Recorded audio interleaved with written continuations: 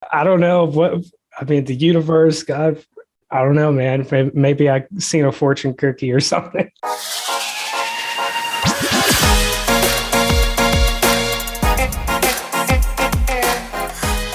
Hello and welcome to episode 89 of the Smart Agents Podcast. My name is Michael Walter and I'll be your host. In today's episode, we are joined by North Georgia-based real estate agent Kamron Engler. From humble beginnings, Kamron, along with his wife, are growing their real estate business at a rapid pace. Throughout our conversation, Kamron shares us why he is so determined to build a legacy for his family, as well as how he is making a name for himself in his market. Now, before we get on to today's featured interview, make sure to subscribe to the Smart Agents Podcast. You can find the show on all major podcasting platforms such as Apple Podcasts, Google Podcasts, Spotify, and now Amazon Music. Also, if you or someone else on your team has an awesome story or tip to share with our community, send us a message at feedback@smartagents.com. We're always on the lookout for new stories to share. All right, let's get on to today's featured interview with Kamron Engler. I really enjoyed our conversation, and I hope you do as well. All right, so pretty much the way I like to start everything out is if you could just introduce yourself to us a little bit, where you're at in the country, and a little bit, about how you got started in real estate. I'm based out of North Georgia, really small market, tiny town. I think our population is like 30,000 people. I grew up humble beginnings. We were poor. And I was told growing up, got to go to college, need to go to college if you want to be anything. Worked hard to get a football scholarship to NAIA, but in the midst of that, had my son at 16. A couple of days later, like right after I found out that my wife, she wasn't my wife then, but she is now. But a couple of days later, I find out I'm going into foster care. My parents had been involved with some drug stuff. So get put into foster care, end up working my way to get a football scholarship. It ends up working out, but it's all the way in North Dakota. And I'm from Georgia, man. Yeah. And I end up going because I believe like that's how I have to do it. And after about 6 months, I was like, this ain't for me because my baby and my wife are still here in Georgia. And so I come back, do construction a little bit. And after making $230 a week, I was like, this ain't for me. So I hopped into the real estate business right after. And that was in 2019. So. Right. What was it that made you want to jump into real estate? I mean, especially because, I'm assuming that that's not something that you had a whole lot of exposure to growing up. No, man, I didn't know anybody. I wasn't connected or nothing. My dad, he was a construction worker, and my mom, she was she was cooking for some company at the time, but I'm not really sure. I think I've seen somebody locally that was driving a nice car, and I had seen, TV shows and stuff. I knew that there was money in it. So that's kind of what drew me to it. Yeah, definitely. I mean, the motivation of having that little one too, that's got to be a big driving factor. Yeah, man. Food stamps, they don't buy diapers, man. Yeah. Yeah. So how did you get started? Where did you find a mentor? How did you kind of get going with that? So I actually, I did not want to rely on anybody locally. I don't know why. I was just hard-headed. I wanted to kind of go my own path. I just got on YouTube and started researching, how to make money in real estate. And that's kind of the route I went. I didn't really have a mentor per se. I just studied people on YouTube. Yeah. So who were some of those people that really kind of resonated with you? So originally, the first person that I ever came in touch with was a guy by the name of Brian Casella, which, I don't really, he's kind of went a different path now, but that's who kind of, he was driving a Huracan. And I was like, okay, this is what I want to do. This is what I want to be in. So Yeah. So, you got the kind of the motivation and you started checking these things out on YouTube. Then what were your next steps to really kind of start getting involved and becoming a licensed agent in your market? yeah, so I took the course, get licensed, and they sit you down and say, here's your desk and a phone, get to work. And Mhm. I had really studied. I mean, that Brian Casella guy who was preaching cold calling, that's how you need to get leads. And I was broke. I didn't have money to invest in anything else. So I started out by cold calling. I was targeting for sale by owners heavily. And I think within 2 months, I had my first contract. It was just a little bitty land deal. I made like $300. Mhm. And then a couple more months go by. I think I was 4 or 5 months in the business. I'll land a $450,000 FISBO. They only gave me 30 days to sell the house. That was the contract, but I was desperate. So I took it and I ended up selling it. So, Right. Awesome. So, I mean, what was it, you said you didn't have the money to, to buy the leads. So you were doing the cold calling. You didn't have a whole lot of, marketing out there. What were you doing? And really for this specific FISBO that you're talking about, what were you doing that kind of sold yourself to them? man, I was just hustling, man. Mhm. I just told them, hey, for the right price, would you sell your home and let me list it? And at first they were like, no. I think I followed up with that person like 12 times um, before they actually let me come to their house. And then once I got to their house, they were like, we need you to come down to 5%.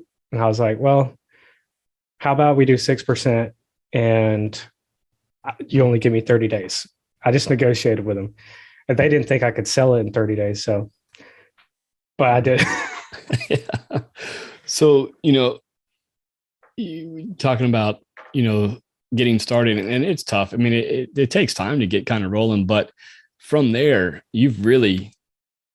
things have really scaled up. Tell me about kind of how things have gone these last really like 2 years. Yeah, man. So, like I said, started off with the cold calling.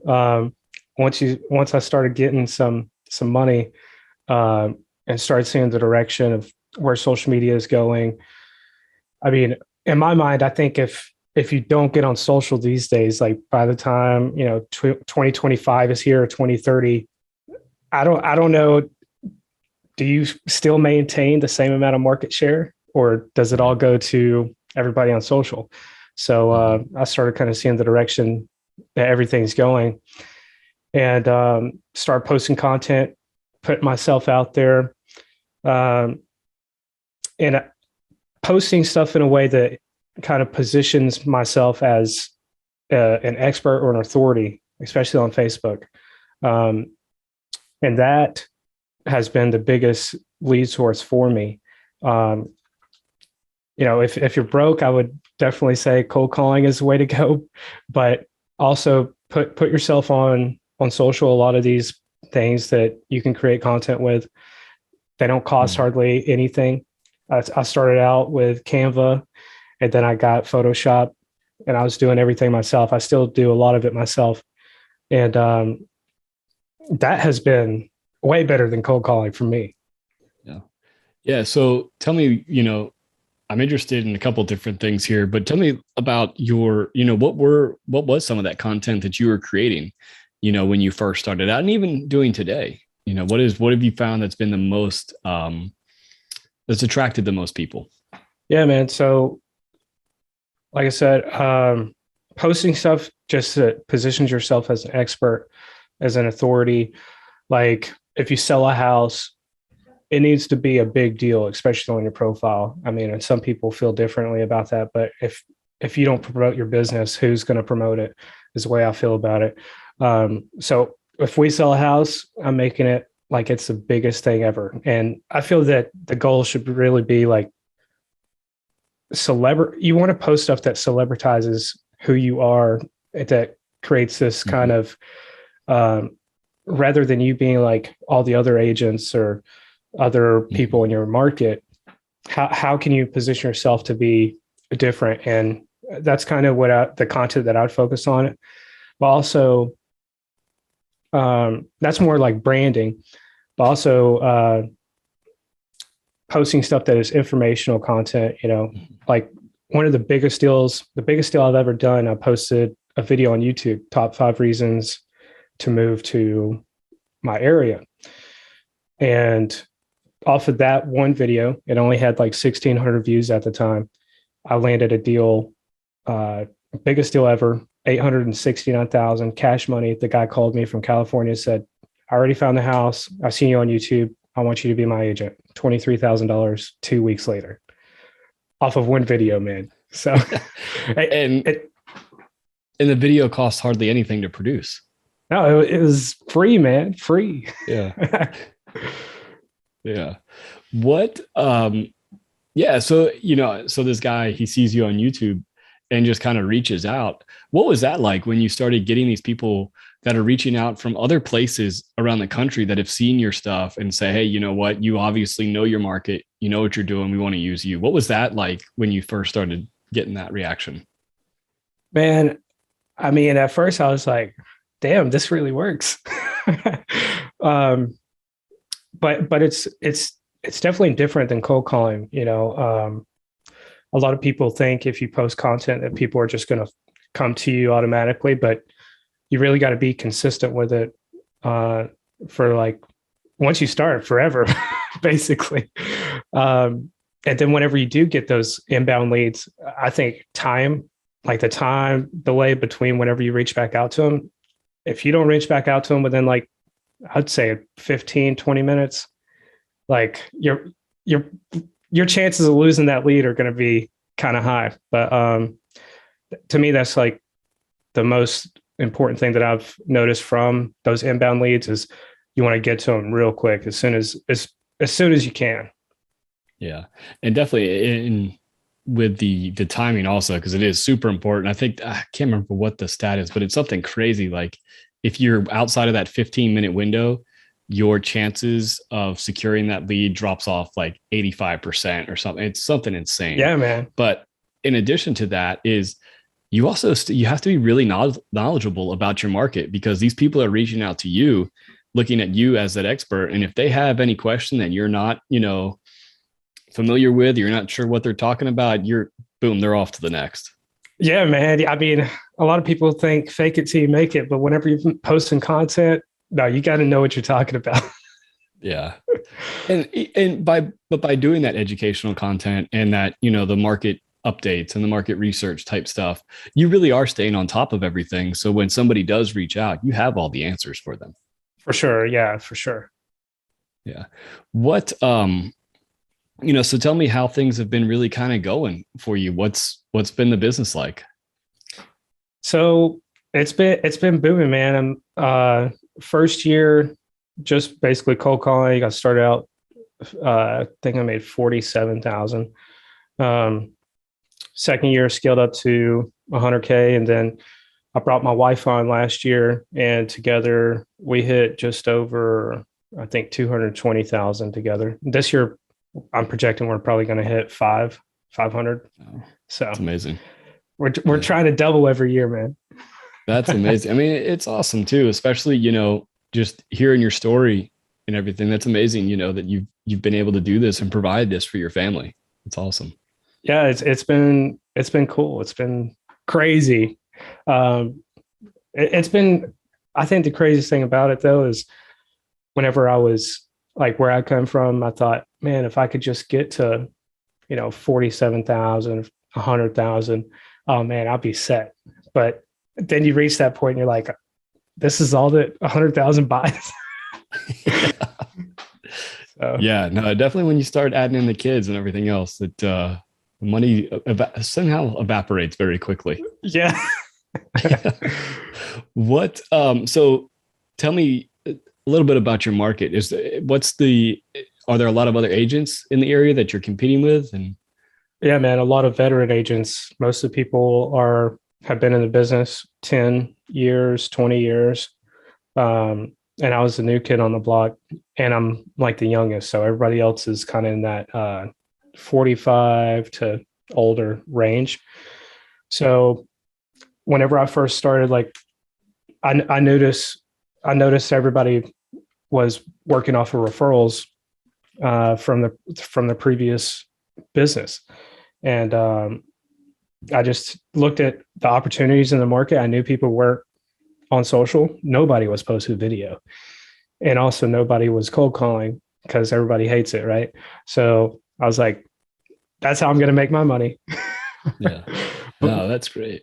And then in with doing all the social, if you got started in 2019, coming obviously the next year, everything kind of gets crazy. And all of a sudden we're now on, everything's virtual and we're not doing, house visits and all this kind of stuff with COVID. So you had already kind of started setting yourself up, and it just kind of so happened that you were the person in your market that was already doing everything like that. Yeah, man. I don't know what, I mean, the universe, God, I don't know, man. Maybe I seen a fortune cookie or something.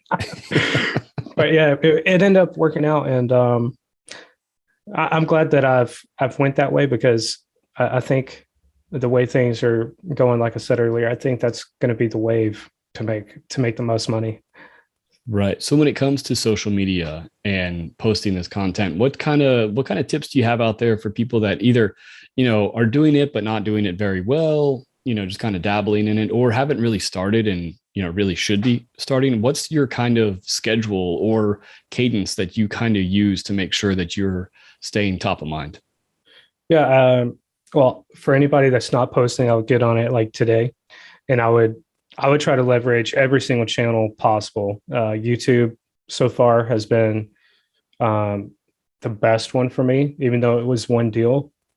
I mean, that lead was ready to go. They're like, I'm ready. So I would get on YouTube immediately, even if you're not getting a ton of views. It doesn't matter, because those views, if you title it something like top 5 reasons to move to so and so, or like if they're watching that video, they're a good lead. Right. And also Facebook. I mean, the power of all these combined, like a lot of people, they get caught up in, oh, I'm not having a bunch of traffic, I'm only getting 300 views. But if you think of each video as like a salesperson on your team selling your business and generating leads for you, I think that's a good way to look at it. And whenever you combine all the views, you might only get 1,000 here, 1,000 this platform. If you post on 5 different platforms, that's 5,000 people that watched your video. But I think that's the main thing, is just getting out there and just start posting. And then, I mean, I'd like to try and post at least 3 times a week. Some people, they struggle with posting that much, but if you don't post that much, I mean, there's so much noise in the marketplace. I mean, more and more people are hopping on the social media train. So if you're not posting at least 3 times a week, I mean, you're not being seen. So that's my opinion. Yeah. And then also, when it comes to the types of content to be posting, obviously when you do get that listing or you get that deal or everything closes, obviously you want to post those things that are happening here and now that are kind of more the immediate things. But I really like that idea of that more evergreen content that you're talking about, the top 5 reasons to move to, community X. And inside of a market, you might have 15 different neighborhoods or so that you can do those videos. And those videos, they're going to continue to be shared and checked out. And, it might be, that video that got you a deal now, in 5 years, somebody might check it out because it's still relevant. Man. It's there forever. Yeah. I think that's, to me, like, those are the best types of videos. If you're going to spend time doing video content, like, those are the really ones, if it were me, I would focus on doing, because there is no, there is no timestamp on it. Everything. It's relevant forever. Yeah, absolutely. And it is something, maybe in 10 years, hey, or if there's something that really big comes to the neighborhood, you can go update it. But, for the most part, it's going to be relevant. Yeah. Heck yeah. What, as you were kind of getting into the business, and you didn't, and like you said, you didn't have the capital to go out there and start purchasing, really kind of building up your marketing through, spending money on it. What are some of the ways that you've seen to kind of increase your margins and start to really be able to invest a little bit more back into your business? Yeah.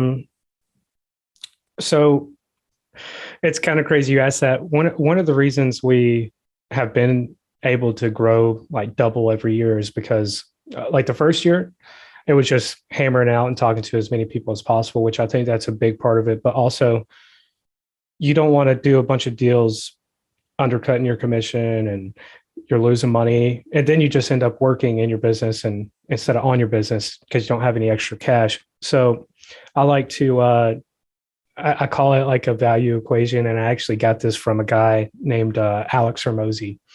And I highly recommend anybody that is in business to read his book, $100 million Offers.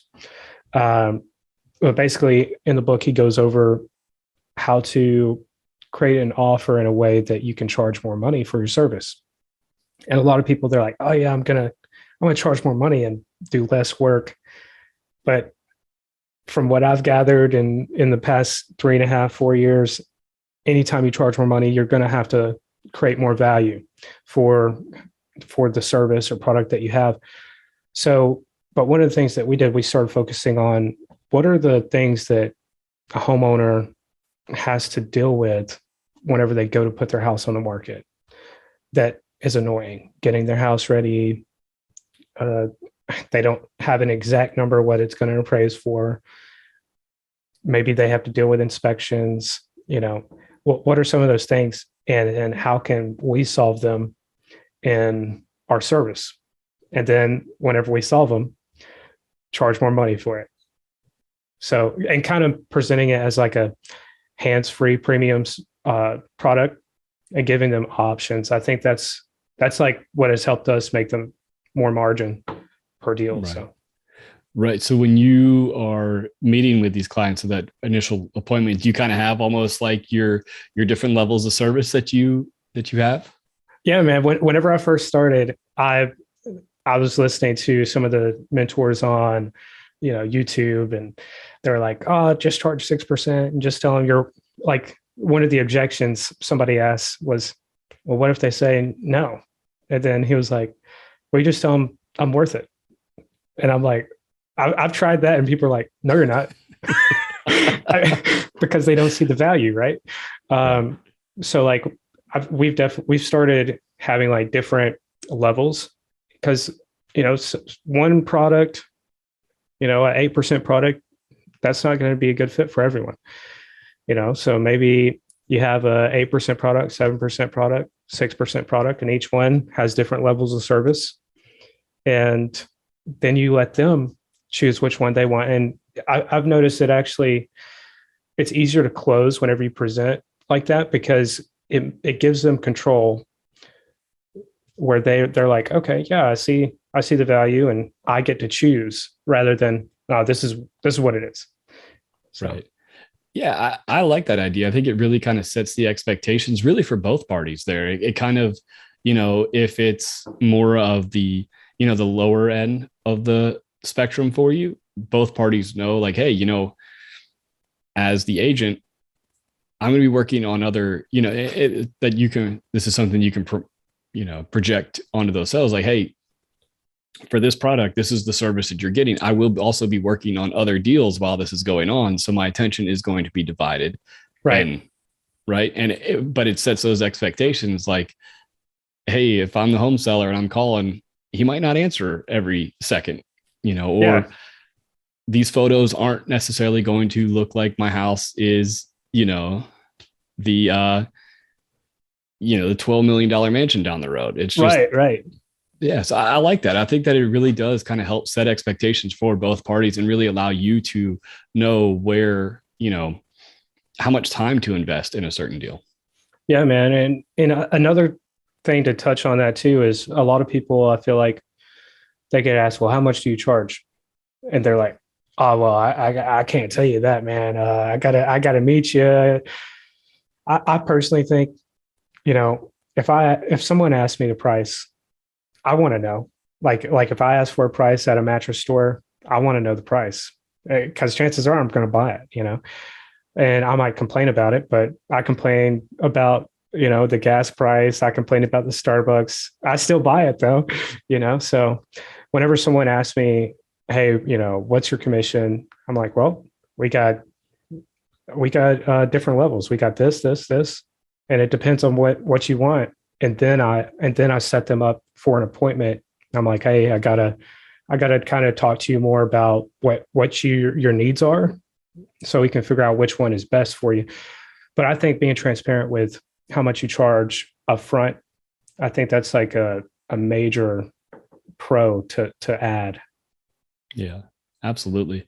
And we were talking prior to, so you're in like the Blue Ridge area of Georgia. Yeah, man. So for anybody that's not familiar with that area, that's a really you got a lot of vacation homes and stuff. Is Yep. that primarily with a lot of what you deal with there? Yeah, especially ever since COVID. I mean, everything up here, people just start coming in waves. A lot of investors, everybody's trying to get away. And it was already a big vacation rental market, but now I mean, like they're trying to turn Blue Ridge into another, the Smoky Mountains, like in Tennessee, Gatlinburg. So that's kind of the direction it's going. But yeah, that's like my clients have went from, for sale by owner, like local people, to I'd say like 70% now are investor types Right. because of Yeah. the And Airbnb market. right. And out of state. And so by doing that,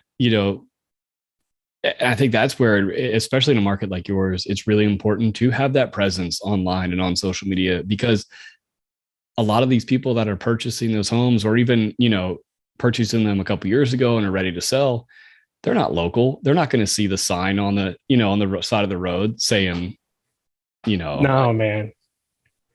so I think Not for in a market specifically like yours specifically, I think that's a great way to do business. Yeah, and another thing on that is like I have a billboard, right? I was like I put it right where I used to live, like it's next to a trailer park, but I was like, this is where I'm gonna like plant my flag, right? And I mean, the local people, they'll reach out to me, be like, yeah, oh yeah, I've seen your billboard. That's awesome.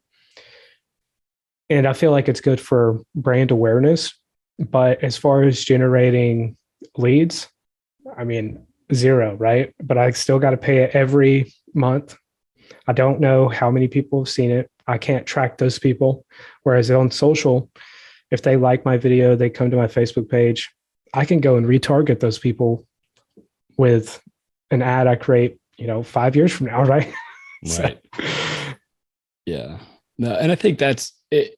And, by, following the mentors that you have, especially like the Alex Hermosis and those, a lot of, it's so much, I think people in the real estate industry, you have there's really kind of two types of agents, right? There's the ones that are, it's kind of that, that extra, that side job, that side hustle.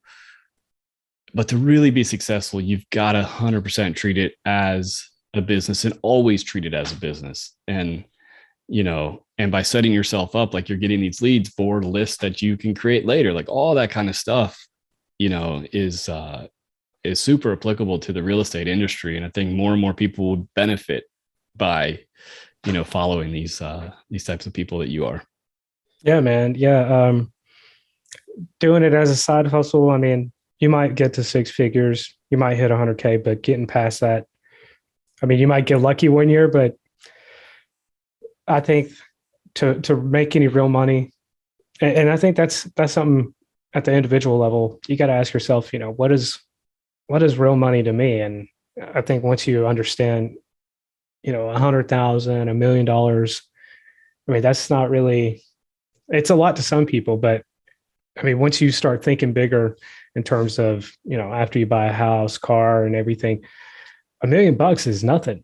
And, to make more than that, you got to treat it like a business. And I think you can add other stuff to it. Like you can have multiple flows of income. Everybody says you got to have 7, But even those other ones are not treated like we've added some, but they're not treated like a side hustle. It kind of all works together to build up all as one, So Yeah. So before we wrap up, just tell me a little bit about what you guys, what's your future plans? We're kind of right in the middle of 2022 right now. So what's like the rest of this year looking like? And then what's kind of your goals here coming up in the next few years?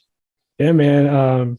This year, I mean, I'm trying to hit $1 million, probably 500 to 750 in the real estate industry. And then I also got a marketing company and a couple other things we're working on that I'm going to hit $1 million. That's the goal, man. And then I plan on getting into the multifamily space and starting that up. I created a company called Engler Capital, and I'm really wanting to get into that space because I think, for legacy. I mean, that's why I'm doing this is legacy, man. I want to be able to leave behind for my kids, my grandkids. I think for what I'm trying to do, like for long-term generational wealth, that's like the biggest thing. Yeah. No, I think it's really cool. And I think your story in particular, it's awesome. Like that's what, it's got to be your driving factor, right? I mean, that's got to be what's driving you is to be able to kind of set your family up for something that you didn't necessarily have.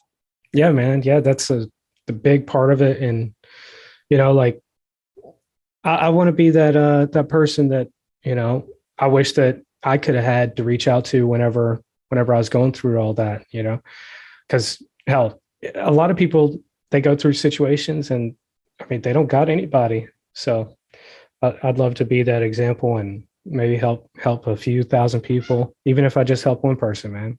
So, yeah. Well, where can our listeners find, your social media platforms to kind of see, some of the stuff that you're doing? Yeah. You can follow me on Instagram, YouTube. I also got a podcast called The Engler Edge. But Instagram, YouTube, Facebook, I'm everywhere, man. You can't get away from me, man. Awesome. Well, thank you so much for taking the time to talk to us today. Yeah. Thanks for having me. I really want to thank Kamron for taking the time to join us today and talk all about how he has grown his business in such a short period of time. So once again, if you think you or someone else on your team has an awesome story or tip to share with our community, send us a message at feedback@smartagents.com. Well, that wraps things up for this episode, but remember, follow the show wherever you listen to podcasts and make sure to subscribe to the Smart Agents YouTube channel. Again, I'm Michael Walter, and we'll see you on the next episode.